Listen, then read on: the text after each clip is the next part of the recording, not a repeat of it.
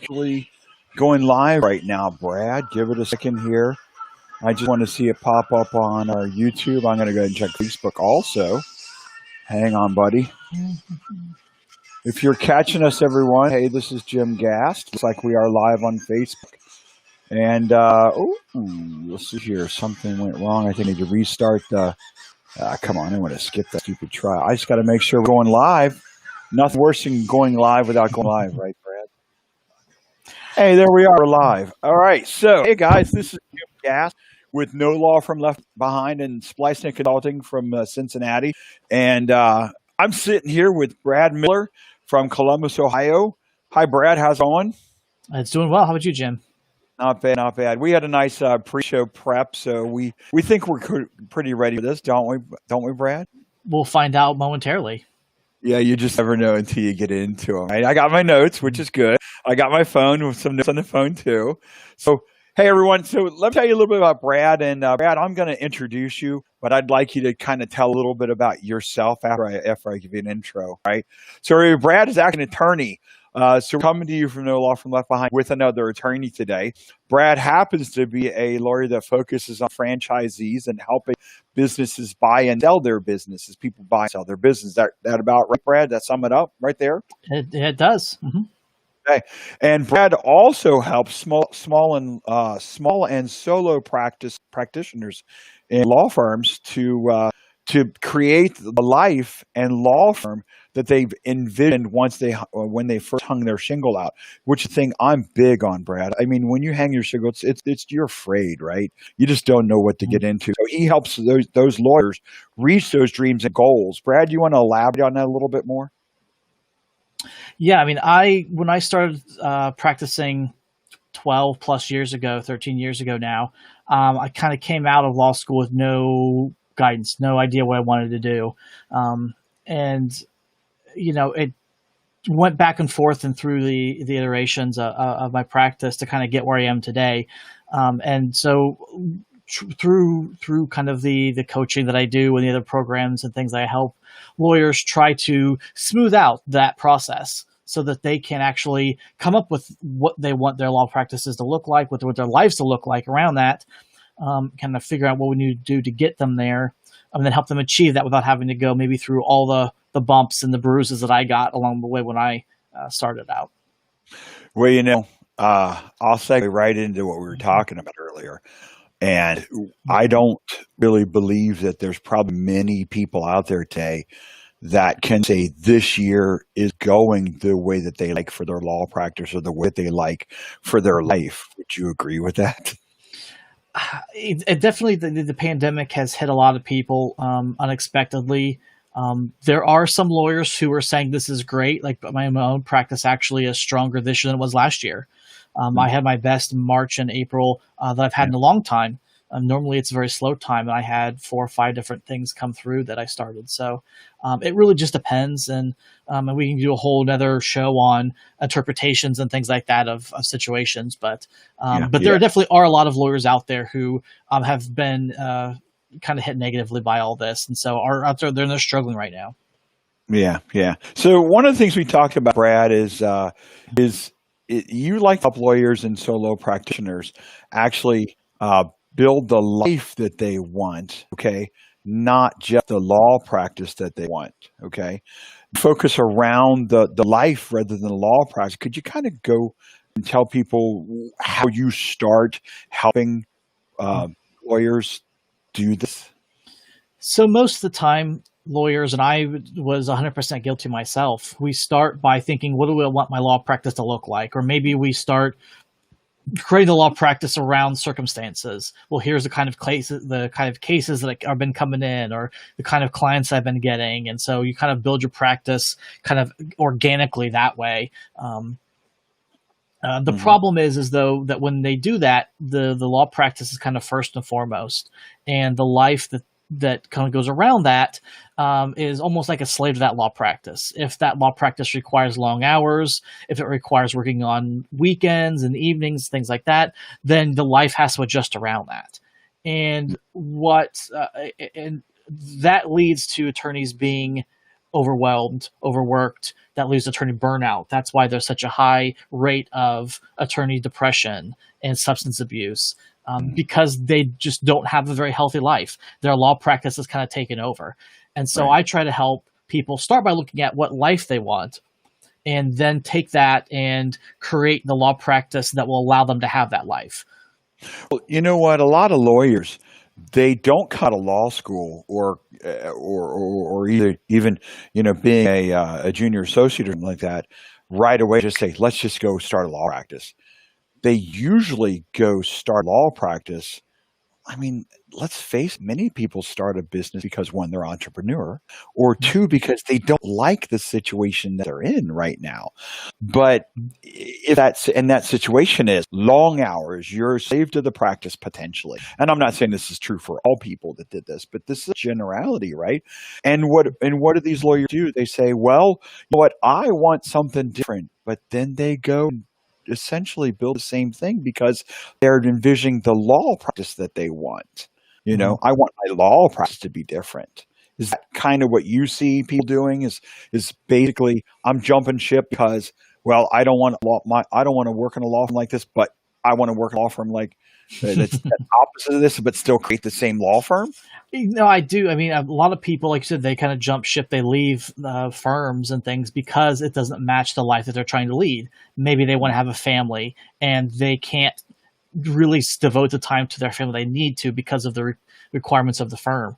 And so they say, you know what, I'm going to take on my own. I'm going to start my own practice.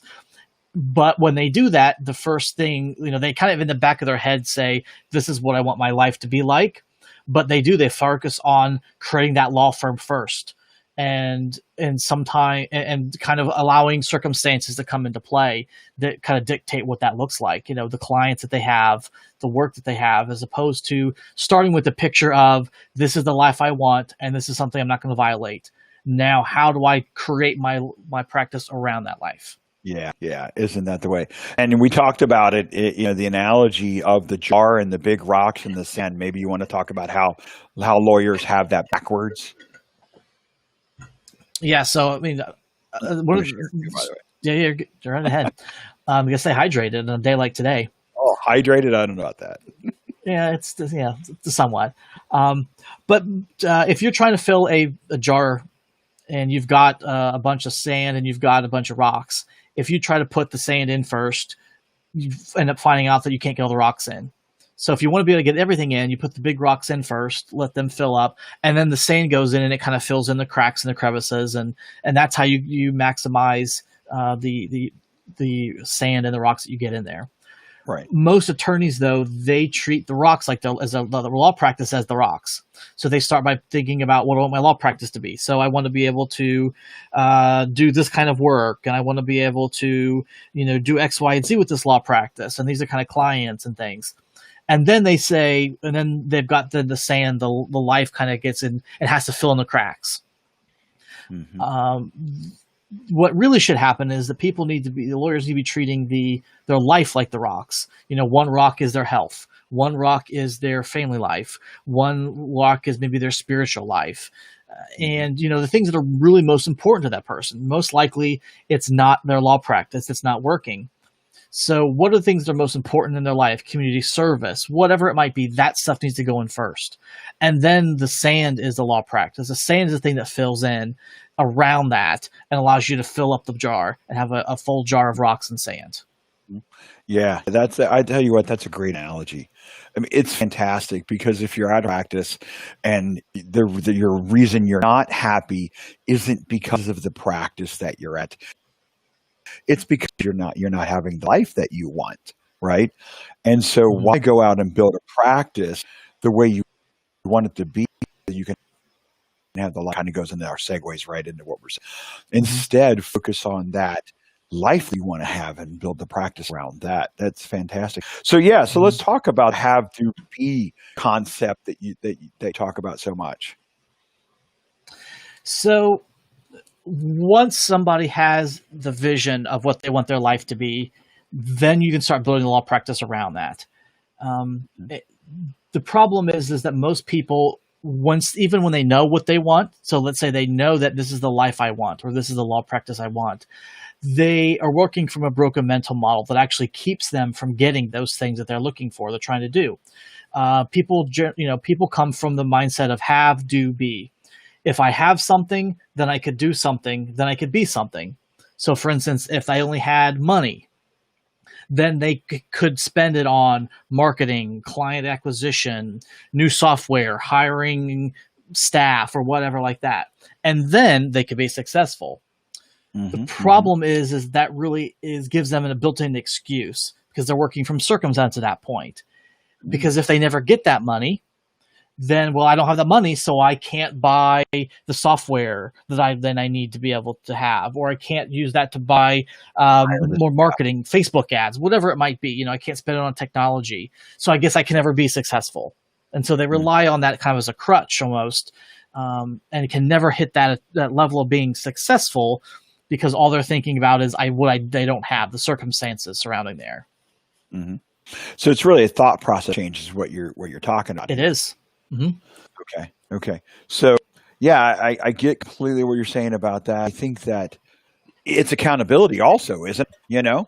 I mean, you're not really holding yourself accountable if you're able to blame it on a circumstance, right? Isn't accountability a big portion of this? Holding yourself responsible rather than allowing a circumstance or an object to stand in the way? It can be because, like you said, you were focusing on things that you may or may not have or what's going around in the world. And it's easy to say, well, this and that happened, and so I couldn't achieve this or I couldn't get this. I didn't get the money. Let's talk about COVID and quarantines right now. Isn't that saying, well, if I wasn't under quarantine right now, I could go get more clients and I could be more successful. I could be more successful, right? I mean, isn't that in the sense that, no, you know what? No, you can't let this hold you back. Okay. You can't just let something like this just keep you under thumb. Yeah. How do you fight through something like that? Yeah, no, that's a great example. There's a lot of people out there that are saying, I can't get the clients aren't reaching out to me, that the clients aren't, or maybe the clients aren't paying me. And so that's ultimately affecting their success or how they feel about their firm right now. What the key is to turning around and looking at the proper mental model. And that is coming from be, do, and then have. So who do you have to be to do the things that you need to do to have the things that you want to have? Mm-hmm. So if you are a successful person, then you're going to do the things that you need to do to get the things that you want. If you want a successful law firm, then you will do the things that you need to get that.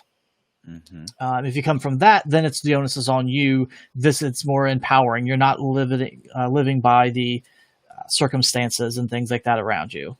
It's internal versus external. Gotcha. And so we talked about a trial lawyer, a successful trial lawyer. It could be a successful divorce attorney. It could be a successful bankruptcy attorney. I don't care what kind of attorney you want to be, right? So you're saying you should envision, I want to be that, right? Maybe that is be a particular type of great attorney. Maybe it's be a successful business owner or successful entrepreneur, right? Maybe it's be the most credible trial attorney, right? Or maybe I want to be what's the the analogy? You've got three types of attorneys. You've got the finders, grinders, and minders, right? Maybe you want to be the best finder for your firm. So you're saying, what we should focus on is what we should be, and then start doing the behaviors that will help you reach that particular goal of being that first. Yeah, and it's not just you innovate.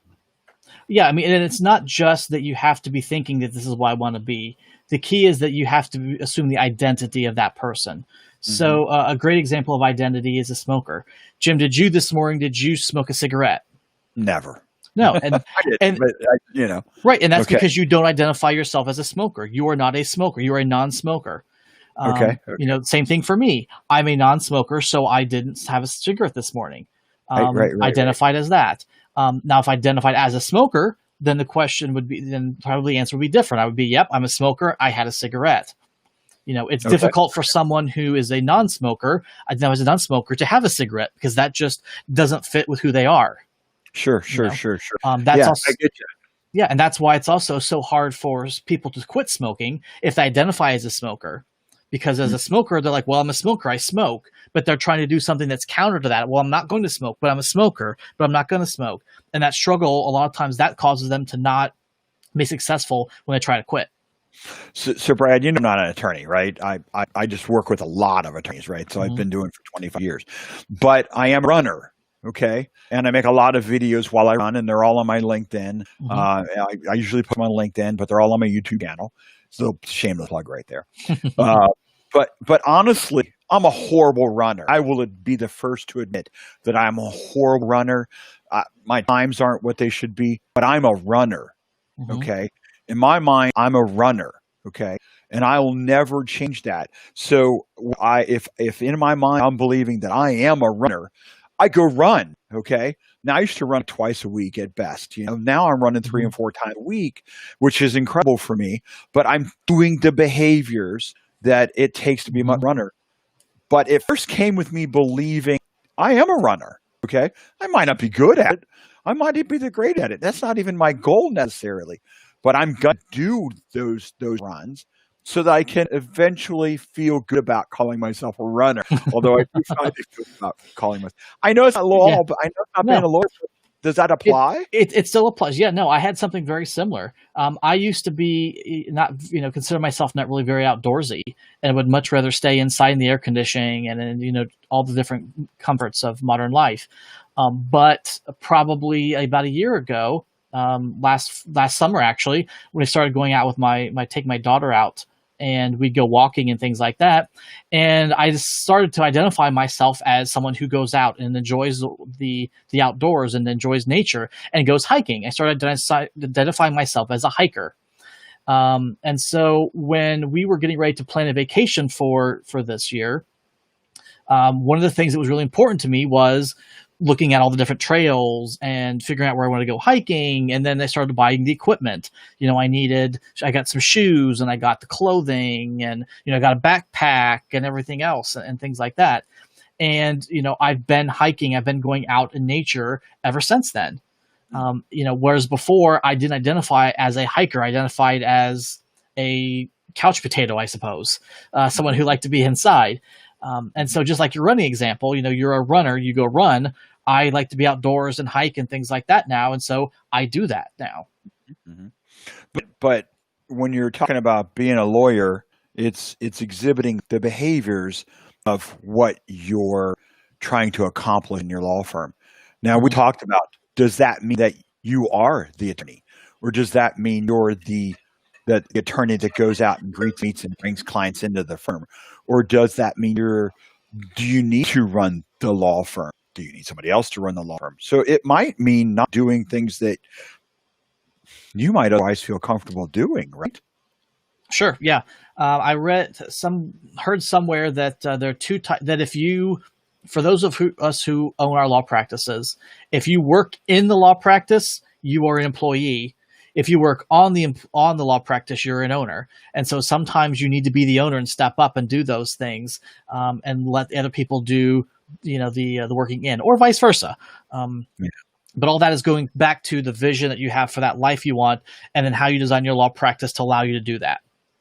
Yeah, I have a mentor, and I want to give time for you to tell your story. By the way, we got plenty of time.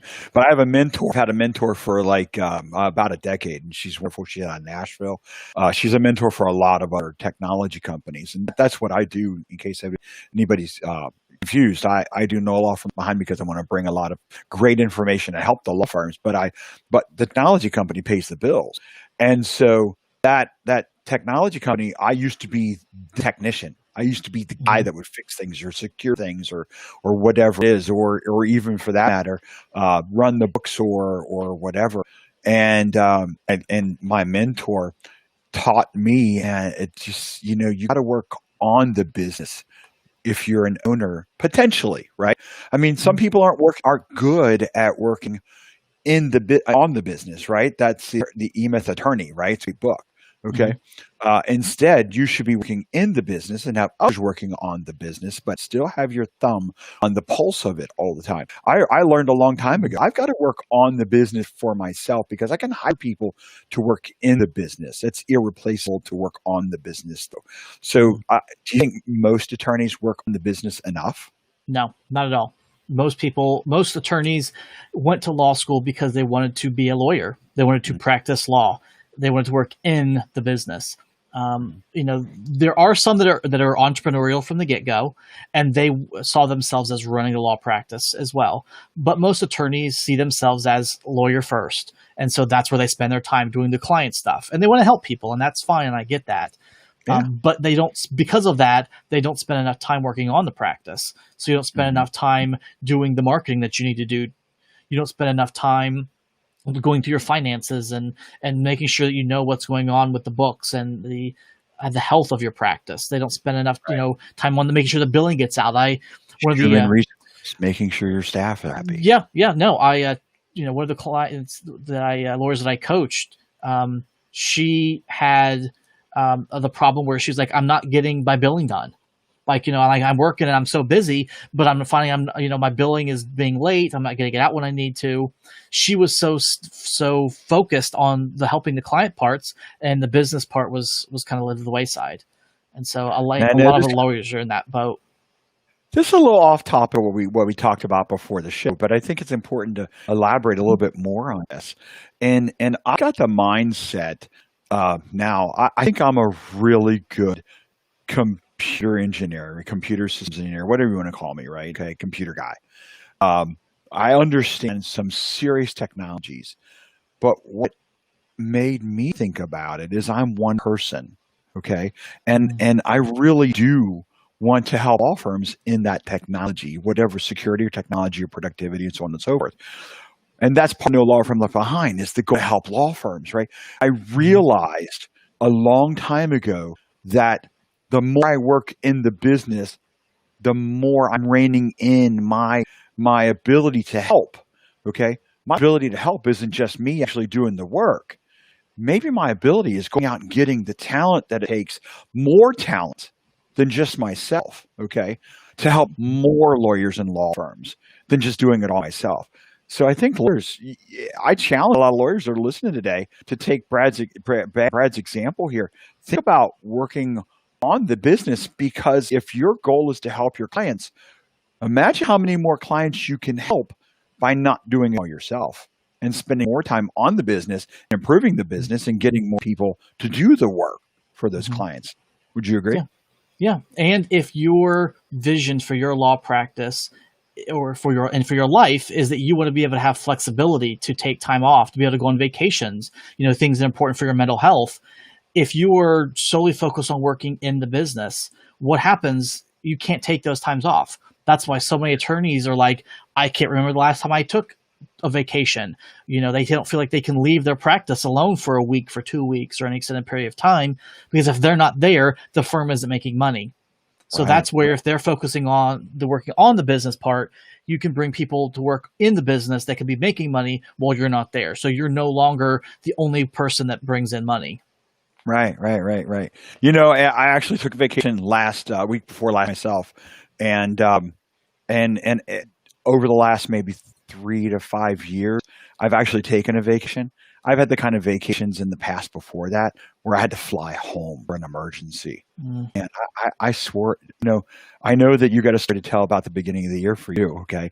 But I swore then, right then, when I had to fly home and I had to leave my family with my cousin who I adored, right?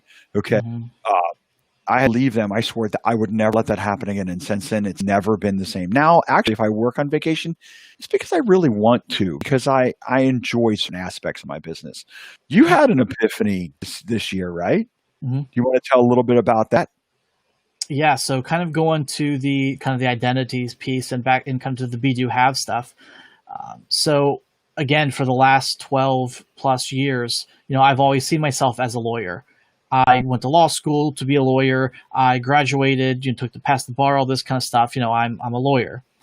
And 7 or 8 years ago, started working with the Columbus Bar Association here on some programming to help people who are looking to start their practices.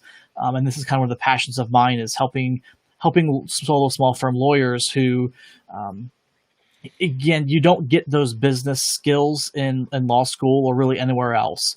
And so most of us come out knowing kind of what the law is, but we don't know how to run a law firm or law practice. And so to be able to help those people, those lawyers, to be more successful at their practices and have a better life because of it, ultimately. And so this is something that I've been interested in, and I've kind of gone back and forth. And I had a podcast 5 or 6 years ago that I put on to talk about some of these topics and things. And I've always wanted to be able to do more with that. But again, my head, I was always a lawyer first. So the law clients always came first. And what do I need to do for this client? And what do I need to do for that client? And then by the time that was done, there wasn't really any time to do anything else. And so the coaching, the helping of lawyers kind of got pushed to the wayside. The beginning of this year, though, and that's even all before this pandemic stuff came about, I decided, you know what, this is something that's really important to me. That I keep on being drawn back to helping other lawyers. That I don't, why I enjoy being a lawyer. It is not what drives me on a day-to-day basis. And so I needed to focus more time on this business idea of mine of being able to focus on working with clients. And the only way to do that was to start identifying for myself as that person. And so I since starting back in February, March, have been focusing and identifying myself first and foremost as a lawyer coach or someone who helps other lawyers with their practices. And yes, I still happen to be a lawyer, and that practice is still there and is still going and taking clients and it's paying the bills and things like that for now. But my identity right now is as someone who focuses or who really helps working with those law practices and working with lawyers. And that has allowed me to spend the time that I need as I'm starting to build and ramp this stuff up.